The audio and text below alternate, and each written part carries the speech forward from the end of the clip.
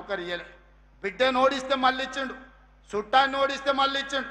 మనకు మాత్రం నోటిఫికేషన్లు ఇచ్చిండు, ప్రశ్నపత్రాలు అమ్ముకున్నాడు.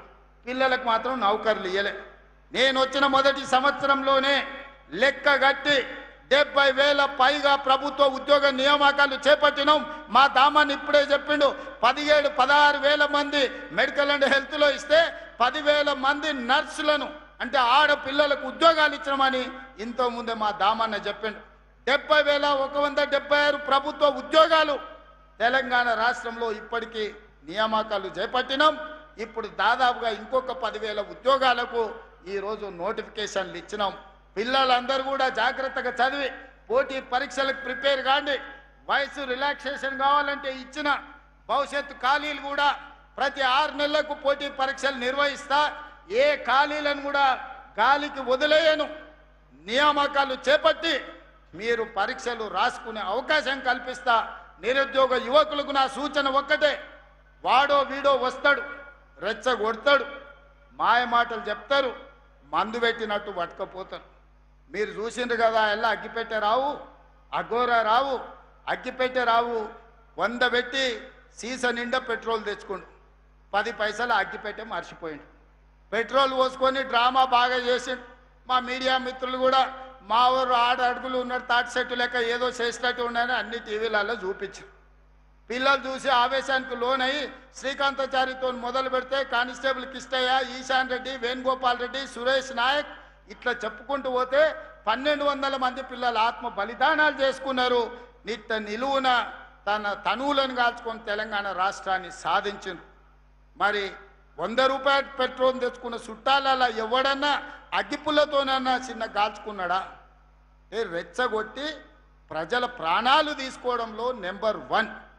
అందుకే ఈనాడు మళ్ళా పిల్లల్ని రెచ్చగొట్టాలి. కోల్పోయిన అధికారాన్ని సాధించుకోవాలంటే పిల్లల్ని రెచ్చగొట్టాలి. వాళ్ళు శవాలుగా మారాలి.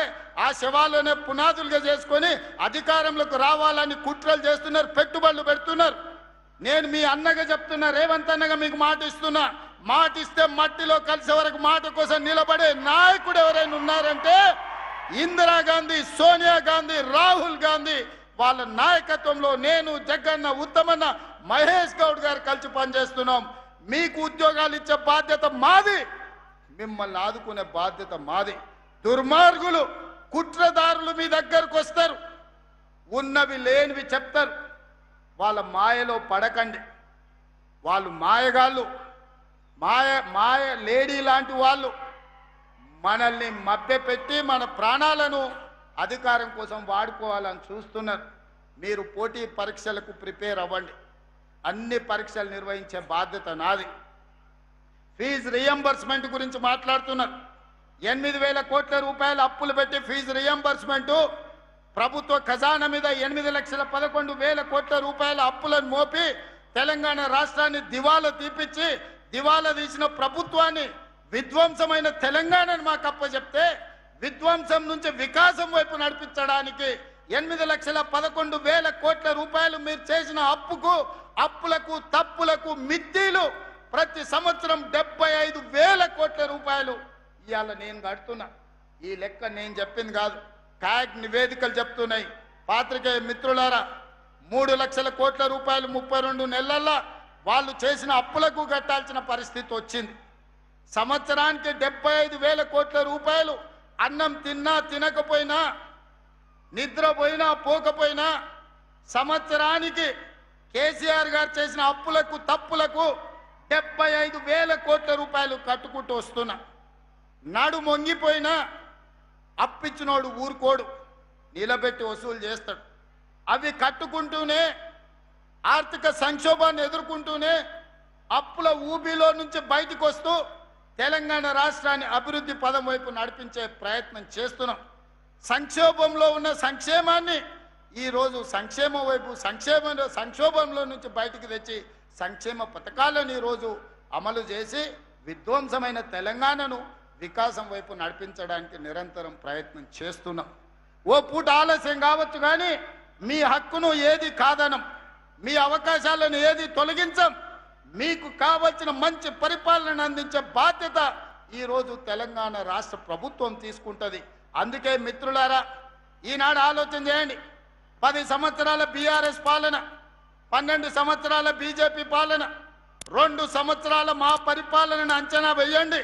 మేమిచ్చిన ఉద్యోగాలు చూడండి, మేము అమలు చేసిన రైతు సంక్షేమాన్ని చూడండి, మేము అమలు చేస్తున్న ఆడబిడ్డల సంక్షేమాన్ని మీరు ఆలోచన చెయ్యండి. ఈరోజు 30 సంవత్సరాలు అపరిష్కృతంగా ఉన్న ఎస్సీ కేటగరైజేషన్ సాధించింది మొత్తం దేశంలోనే తెలంగాణ మొదటి రాష్ట్రం. 100 సంవత్సరాల క్రితం నుంచి బలహీన వర్గాల లెక్కలు లేవు. దేశంలో కోళ్లకు, కుక్కలకు, పందులకు, మేకలకు కనిపించిన దానికల్లా లెక్క ఉంది. మా బలహీన వర్గాల సోదరులను లెక్క కట్టాలని ఎవ్వరికి కనికరం రాలే. కానీ మా మహేష్ గౌడ్ గారు అధ్యక్షుడైనాక పొన్నం ప్రభాకర్ గారిని పెట్టి తెలంగాణ రాష్ట్రంలో బీసీ కులగణన చేసి లెక్క కట్టి లెక్క తేల్చి దేశం ప్రధానమంత్రి మీద ఒత్తిడి తీసుకొస్తే ఈరోజు జనగణనలో కులగణన చేయాల్సిన పరిస్థితి మోడీ గారికి కల్పించి దేశంలో మొదటిసారి కులగణన చేయడానికి పునాదులు వేసింది తెలంగాణ రాష్ట్రం. అందుకే రైతుల సంక్షేమమైన, ఆడబిడ్డల అభివృద్ధి అయినా, నిరుద్యోగ విద్యార్థుల ఉద్యోగ ఉపాధి అవకాశాలైనా, సామాజిక సమస్యలకు పరిష్కారమైన ఈనాడు మన ప్రభుత్వంలోనే మనమే సాధించుకున్నాం. ఈరోజు విధ్వంసం నుంచి వికాసం వైపు నడిపిస్తున్నాం. 2034 వరకు మీ ఆశీర్వాదం నిండుగా ఉండాలి. మనసు నిండా, గుండెల నిండా ఇందిరమ్మ రాజ్యం రావాలనే ఆకాంక్ష ఉండాలి. మీ ఆశీర్వాదం ఉంటే సాధించలేనిది ఏది లేదు. మీకు ఇచ్చిన ప్రతి మాట నిలబెట్టుకుంటామని చెప్పి నేను ఈ వేదిక మీద నుంచి విజ్ఞప్తి చేస్తున్నా. అన్ని కుట్రలు చేసిరు, కుతంత్రాలు చేసిరు, పన్నాగాలు వండిరు, టీవీలలో చూపించారు, సోషల్ మీడియాలో పెట్టారు. ఇక శాతం అయితలేదని నిన్నమన్న ఒక ఆయన పోయిండాయా, తమిళనాడు రాష్ట్రం పోయిండు, కర్ణాటక రాష్ట్రం పోయిండు. ఏమైనా మంచి కోరుతాడు అనుకున్నా, మంచి కోరలే, అఘోర పూజలు చేస్తున్నాడా. ఇంత ఘోరం ఎక్కడ నన్ను ఉంటుందా? అసలు మడిసన్నోడు, 10 ఏళ్ళు మంత్రిగా చేసినోడు, అన్నం తినటోడు ఎవడన్నా ఈ రాష్ట్రంలో కరువు రావాలి, రైతులు చచ్చిపోవాలి, సంక్షోభం రావాలి, ప్రభుత్వం కూలిపోవాలి, మొత్తం రాష్ట్రం అల్లకల్లోలం అయిపోయి శవాల మీద అధికారంలోకి రావాలని అఘోర పూజలు, అర్ధరాత్రి పూజలు, ఇంత దుర్మార్గుడు ఎవడన్నా ఉంటాడా? నా మీదనో మా మహేష్ గౌడ్ మీదనో చేతబడి చేసిందంటే మేము ఎట్లైనా ఎదుర్కొంటాం. ప్రజల మీద చేతబడులు చేసేదేంది? ఇట్లాంటి వాళ్ళు ప్రజా జీవితానికి అర్హత ఉన్నదాన్ని నేను అడుగుతున్నా. ఈ రకమైన చేతబడులు ఇవాళ ఆయన సన్నాయి నొక్కులు నొక్కుతుండు. ఒక ఆయన మహేష్ గౌడ్కు నోటీస్ అన్నాడు. నేను సూటిగా అడుగుతున్న, మెదక్ గడ్డ మీద నుంచి మీరు బాత్రూమ్కి పోయినా, చెట్టు కింద చెట్లకు పోయినా మీ సోషల్ మీడియాలో ఫోటోలు పెడతారు, వీడియోలు పెడతారు కదా. మీరు శివమొగ్గ గుళ్ళె పూజ చేస్తే ఎందుకు పెట్టలే? పోయినట్టు ఎందుకు చెప్పలే?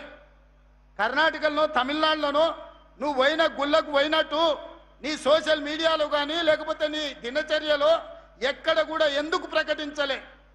ఎందుకు రహస్యంగా ఉంచినావు? గుడికి పోతే దండం పెట్టుకుంటాం, గుడి బయటకు వచ్చి 4 మంచి ముట్లకు మాట్లాడతాం. మేము తిరుపతి పోయినా, శ్రీశైలం పోయినా, యాదగిరిగుట్ట పోయినా, రాజన్న సిరిసిల్ల పోయినా, సమ్మక్క సారలమ్మ పోయినా మీడియాను అందరిని పిలిచి దర్శనం చేసుకొని 10 కాలాల పాటు రాష్ట్రం సుభిక్షంగా ఉండాలని మేము విజ్ఞప్తి చేస్తాం. మరి నువ్వెందుకు శివమొగ్గ గుడికి పోయింది చెప్పలేదు? పిల్లి మొగ్గలు ఎందుకు వేస్తున్నావు? తమిళనాడులో ఏ గుడులకు పోయినావు నువ్వు? ఆ గుళ్ళల్లో జరిగే అఘోర పూజలేంటివి? నీకు పూజలు చేసిన పూజారులు ఎవరు? వాళ్ళ వివరాలు బయట పెట్టు. ఇవాళ బావ కోసం బామ్మార్ది దిగిండు. బామ్మార్ది మా బావ మంచి గుడికి పోయిండని చెప్పి పక్కన ప్రెస్ వాళ్ళకి అంటుండట. ఈ కాంగ్రెస్ వాళ్ళకి తెలియదు, వాళ్ళ కోసం కాదు, మా మీద శాతబడి చేపించిన, అందుకే మా నాయన ఫామ్ హౌస్ల నుంచి బయటకు వస్తలేడు, అష్ట దిగ్బంధం చేసి శాతబడి చేశాని బామ్మార్ది పక్కన ఉన్న ప్రెస్ వాళ్ళకి చెప్తున్నాడు. వాళ్ళు వచ్చి మాకు చెప్తారు, గిదయ వీళ్ళ బుద్ధి, వీళ్ళ నీతి, వీళ్ళ జాతి. చివరికి అధికారం కోసం ఎంత దిగజారుతారంటే 4 కోట్ల తెలంగాణ ప్రజల మీద చేతబడి చేసి ఈ రోజు రాష్ట్రంలో సంక్షోభం తీసుకురావాలని వాళ్ళు ప్రయత్నం చేస్తే మా చిత్తశుద్ధి, మా ప్రయత్నంలో లోపం లేదు. కాబట్టే మానవ ప్రయత్నం తర్వాత దైవ సంకల్పం ఉండాలి, దేవుడి ఆశీర్వాదం ఉండాలి. ఎలినినో వచ్చిన సందర్భంలో ఎల్లంపల్లి నిండి ఈరోజు గోదావరి నీళ్లు వరదలై పారుతున్నాయి, కృష్ణా నదిలో నీళ్లు వచ్చినాయంటే మా సంకల్పం గొప్పది, మాకు దేవుడు ఆశీర్వాదం ఉన్నది. మా ఆలోచనలు మంచివి కాబట్టే దైవ సంకల్పం మాకు తోడై తెలంగాణ రాష్ట్రాన్ని అభివృద్ధి పదం వైపు నడిపిస్తున్నాం. అందుకే మిత్రులారా, దేవుడు ఆశీర్వాదంతో పాటు మీరందరూ అండగా నిలబడాలి. మీ అందరి ఆశీర్వాదం ఉండాలి. మీ అభిమానంతో 2034 వరకు ఇందిరమ్మ రాజ్యం అధికారంలో ఉంటుంది. సంక్షేమ పథకాలను అమలు చేస్తాం. రాష్ట్రాన్ని అభివృద్ధి పదం వైపు నడిపిస్తాం. దేశంలోనే తెలంగాణని మొదటి రాష్ట్రంగా నిలబెడతాం. చివరగా ఒక్క మాట ముగించే ముందు ఆయన జగ్గన్న జర నిలబడా, జగ్గారెడ్డి గారు జర నిలబడమని జర గిట్ట ముందలుకురా. ఈయన మీ నాయకుడే కదా, నాకైతే ఫ్రెండు, నీకైతే నాయకుడు. ఈయన నాకు 30 ఏళ్ళ నుంచి దోస్తీన. ఈయన అప్పుడప్పుడు నేను నిలబడను, నేను అది కాదు, నేను ఇది కాదు అని ఏదేదో మాట్లాడుతున్నాడు. ఈయన నిలబడేది నిలబడంది నేను కానీ, మా మహేష్ గౌడ్ కానీ, మా ఉత్తమన్న కానీ నిర్ణయించాం. జగ్గారెడ్డి కూడా నిర్ణయించలేడు. జగ్గారెడ్డి నిలబడాలన్నా వద్దా, నిలబడితే యాడ నిలబడాలనో రాహుల్ గాంధీ డిసైడ్ చేస్తాడు. రాహుల్ గాంధీ డిసైడ్ చేస్తాడు. నేను కార్యకర్తలకు చెప్పదలుచుకున్నా, ఇంకోసారి జగ్గారెడ్డి నేను నిలబడతలేను, అది లేదు ఇది లేదంటే వారం రోజులు రూమ్ లేసి బంద్ పెట్టి అన్నం పెట్టకూరి. నిలబడేది నిలబడంది, నిలబడితే ఏడ నిలబడేది ఆయన చేతిలో లేదు. అది రాహుల్ గాంధీ గారు నిర్ణయిస్తాడు. ఆయన రాముడైతే ఈయన హనుమంతుడు, మీకు తెలుసు కదా. రాముడు ఆజ్ఞ హనుమంతుడు, గీత కూడా దాటాడు, చిన్న లైన్ కూడా దాటాడు. కాబట్టి మీరు అదృష్టవంతులు, ఒక రకంగా దురదృష్టవంతులు. జగ్గన్న గెలుచుంటే ఇవాళ ముఖ్యమైన పాత్రలో ప్రభుత్వంలో ఉండేటోడు. మీ దురదృష్టం అది. కానీ మీ అదృష్టం ఏంటంటే ఓడిపోయినా మీ ఎంబడే పిచ్చోన్లాగా మీతోనే తిరుగుతున్నాడా. నేను 100 సార్లు లేపిన, సిగ్గులేనాడరా పట్నంలో జరిసేపు నా ఎంబడా నుండి ఏం దాచిపెట్టిన లడ్డు సంగారెడ్డిలు అంటే తెల్లారగట్ల మళ్ళీ మీ దగ్గరికి వస్తాడు. జరిసేపు మా దగ్గర ఉంటాడు, మళ్ళీ ఎంబడే వచ్చి మీ దగ్గర ఉంటాడు. ఇంత మంచోడు. మీరు 100 కోట్లు ఇచ్చినా మీకు నాయకుడు దొరకడు, 1000 కోట్లు ఇచ్చినా, వజ్రాలు ఇచ్చినా దొరకడు. ఆయన మీ మీద చూపించే ప్రేమ ఎనలేనిది. ఇట్లాంటి నాయకులు ప్రజా జీవితంలో ఉండాలి. నేను జగ్గన్నను సంతోషపెట్టడానికో టీవీలో స్క్రోలింగ్కో చెప్తలేను. నేను మనసు నిండా నమ్మింది చెప్తున్నా. ప్రజలకు ఏదైనా కుటుంబాన్ని కూడా వదిలేసుకొని, పిల్లల ఇల్లు వాకిలి పెళ్ళి అన్నీ వదిలేసి ప్రజల కోసం తిరిగే నాయకుడికి ఒకవేళ మార్కులు వేస్తే తెలంగాణ రాష్ట్రంలో నెంబర్ 1 జగ్గారెడ్డి వస్తారు. నాకంటే కూడా నేను నా కుటుంబం, మా అన్నదమ్ముళ్ళు, మా ఫ్యామిలీని చూసుకుంటూనే రాజకీయం చేస్తా. ఈయన అన్ని వదిలేసి మీకోసమే చేస్తుండు. జగ్గన్న మిమ్మల్ని కాపాడుకున్నాడు కాదు, జగ్గన్నను కాపాడుకునే బాధ్యత మీది. ఆ బరువు మీ మీద పెట్టి నేను వెళ్తున్నా. మీరందరు మాట ఇస్తారు కదా జగ్గన్నను కాపాడుకునేటందుకు. ఇస్తారా?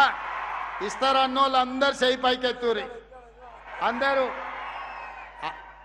అక్కకిచ్చేది అక్కకిస్తాం, అన్నకిచ్చేది అన్నకిస్తాం. ఈ పొత్తుల పంచాయతీ ఏం లేదు. అక్క చైర్పర్సన్ ఇచ్చినాం. రేపు భవిష్యత్తులో సంగారెడ్డి అక్కకిస్తే జగ్గారెడ్డికి ఇంకోటి ఇవ్వచ్చు రాహుల్ గాంధీ. ఏమిస్తాడో నాకు తెలియదు. బోసరాజు గారికి కర్ణాటకలో ఏమి లేకుంటేనే మంత్రిని చేసి తర్వాత ఎమ్మెల్సీని చేసిండు రాహుల్ గాంధీ కర్ణాటకలో. ఇక్కడ కూడా ఏం జరుగుతుందో నాకు తెలియదు. కానీ జగ్గారెడ్డి ప్రజా జీవితంలో ఉండాలి. ప్రజల మేలు కోరుకునే నాయకుడు ఎప్పుడు ప్రజా జీవితంలో ఉంటే అది మనకు గౌరవం, గుర్తింపు, మీ ప్రాంతానికి కూడా మర్యాద. ఇవాళ అదే జగ్గారెడ్డి గెలుచుంటే మీ ప్రాంతానికి ఎంతో మేలు జరిగి ఉండేది. అయినా మీ మధ్యలోనే ఉంటున్న జగ్గారెడ్డికి మీరు అండగా నిలబడండి అని ఒక సోదరుడుగా, కాంగ్రెస్ పార్టీ కార్యకర్తగా మీకు విజ్ఞప్తి చేస్తున్నా. ఇలాంటి వాళ్ళు ప్రజా జీవితంలో ఉండాలి, 10 మందికి ఆదర్శంగా ఉండాలని కోరు